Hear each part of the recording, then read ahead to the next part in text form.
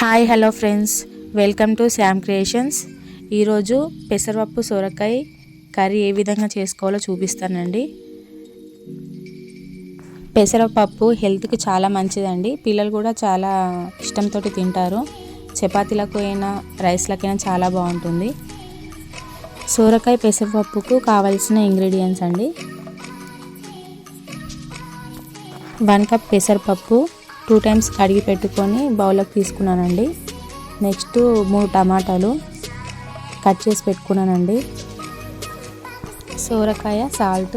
Next పోపుకి కావాల్సినవి 1 onion, 5 mirchis cut చేసి పెట్టుకున్నానండి. కరివేపాకు, అల్లం వెల్లుల్లి పేస్ట్.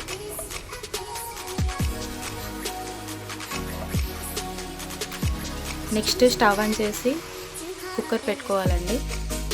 పోపుకి ఆయిల్ తీసుకోవాలండి. ఆయిల్ హీట్ అయిన తర్వాత ఆవాలు, జీలకర్ర వేయించుకోవాలండి. చిటపట వేగిన తర్వాత ఆనియన్ యాడ్ చేసి వేయించుకోవాలి. వేగిన తర్వాత పచ్చిమిర్చి, కరివేపాకు, అల్లం వెల్లుల్లి పేస్ట్ను కూడా వేసి వేయించుకోవాలి. కొంచెం సాల్ట్ కూడా యాడ్ చేయాలండి.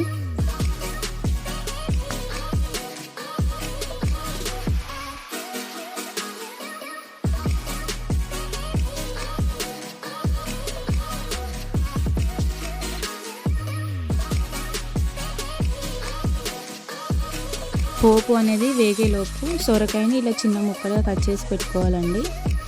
ఇలా కట్ చేసుకున్న చిన్న ముక్కల్ని పోపులో యాడ్ చేసేయాలి.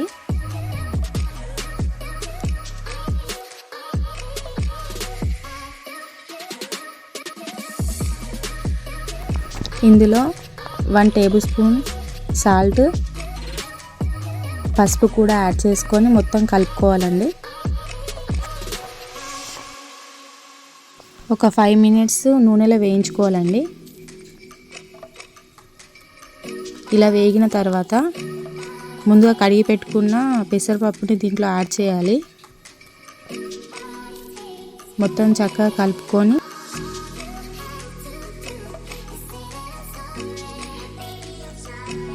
ముందుగా కట్ చేసి పెట్టుకున్న టమాటాలను కూడా యాడ్ చేయాలి.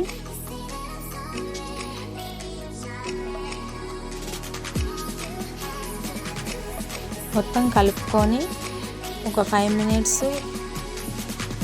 లో ఫ్లేమ్లో ఉంచాలండి. టమాటాలు వేసిన తర్వాత నెక్స్ట్ వాటర్ని యాడ్ చేయాలి. ఇలా వాటర్ పోసిన తర్వాత సాల్ట్ని కూడా యాడ్ చేసి కుక్కర్కి మూత పెట్టేయాలండి.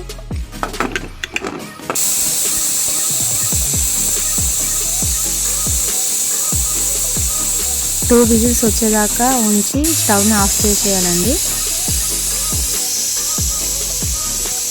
2 విజిల్సే ఉంచాలండి. సొరకాయ కూడా చక్కగా ఉడికిపోయింది. 2 విజిల్స్ కంటే ఎక్కువ ఉంచితే చాలా మెత్తగా అయిపోతుంది. ఓన్లీ 2 విజిల్సే ఉంచాలి. అంతే అండి, సొరకాయ పెసరపప్పు కర్రీ కంప్లీట్ అయిపోయింది. మీకు ఈ వీడియో నచ్చితే సబ్స్క్రైబ్ చేసుకోండి, లైక్ చేయండి, మీ ఫ్రెండ్స్ అండ్ రిలేటివ్స్కి షేర్ చేయండి. Thank you.